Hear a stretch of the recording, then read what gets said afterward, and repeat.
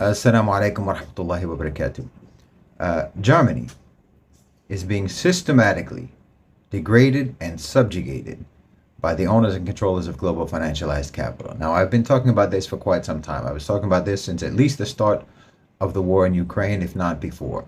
Germany's leaders, who are nothing but collaborators with the owners and controllers of global financialized capital, and who act on the promise of benefit. They're hoping that they will be remembered and rewarded by the owners and controllers of global financialized capital, that they'll be rewarded for cooperating with the sabotage of their country.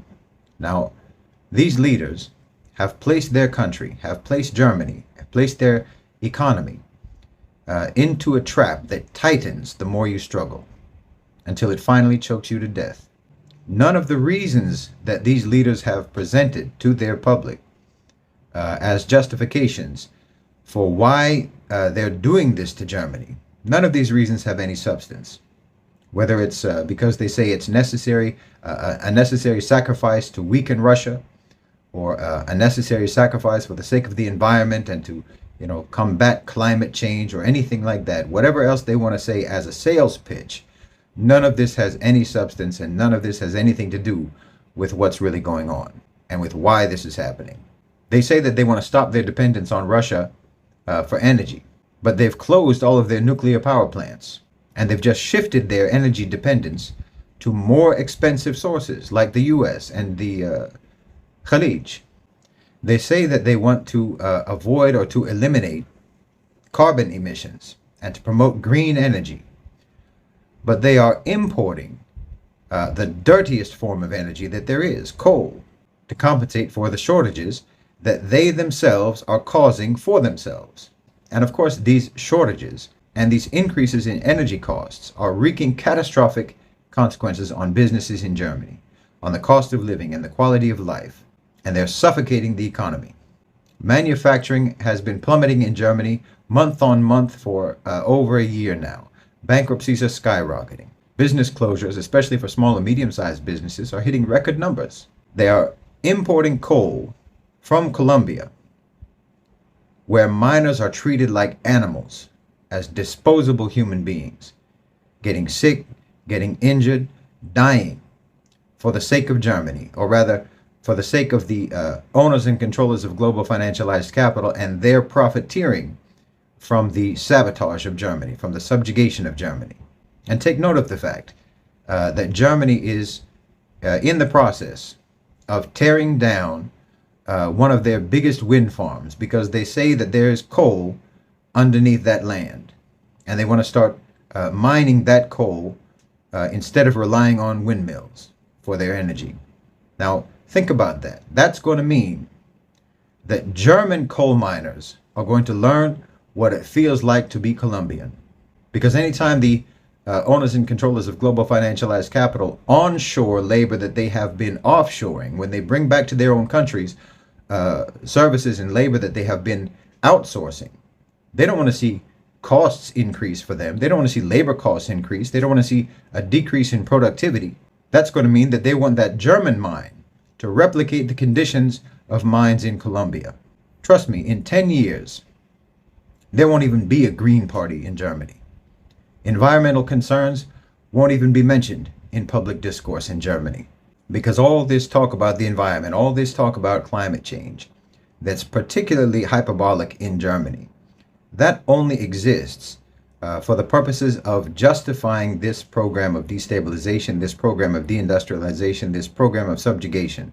Once that program has progressed sufficiently, once that program has advanced sufficiently, and Germany becomes a completely subject nation, there will be no need to talk about the environment anymore. You won't need the Green Party and the fanatical environmentalists anymore to terrify the public about climate change, to get them to accept these insane conditions that are being justified on the basis of the environment and green energy and the Green New Deal and so on.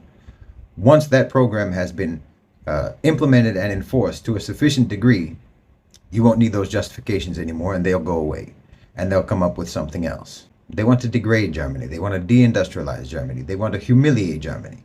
And they're trying to see just how much the German people are willing to bear it. In my opinion, the ideal optimal outcome of this experiment in humiliation for the owners and controllers of global financialized capital would be for the far right to come to power in Germany, and for Germany to exit the EU and to resume their ties with Russia.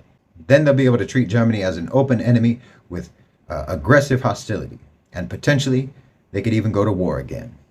The New York Times just reported that Germany supposedly is considering opening secret negotiations with Russia about Ukraine.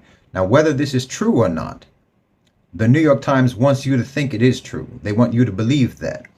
That is implanting doubts and suspicions about Germany and about Germany's intentions and about Germany's reliability as a team player in Europe. So just watch, you're going to see more of that. The media is helping to direct the whole trajectory of this project. There are headlines proclaiming that Germany is the sick man of Europe. This is an attack on German pride. This is psychological warfare playing out in the headlines of mainstream media. Germany is the sick man of Europe for no reason. Not because it was made sick, not because it was injected with a virus that caused cascading economic collapse. And let's not mention the fact in the mainstream media, let's just avoid talking about the fact that if Germany is sick, then that means that Europe is on its deathbed. Germany is the economic heart of Europe, and if that heart stops beating, Europe dies. No matter how much America would like you to believe it, no matter how much America would like Poland to believe it about itself, Poland is not going to be able to act as a pacemaker to keep Europe alive. If EU countries are laughing at Germany now, then that laughter is just a prelude to weeping. As I've said many times, the West allowed a parallel power structure in the private sector to grow and metastasize until it surpassed and usurped and commandeered state power.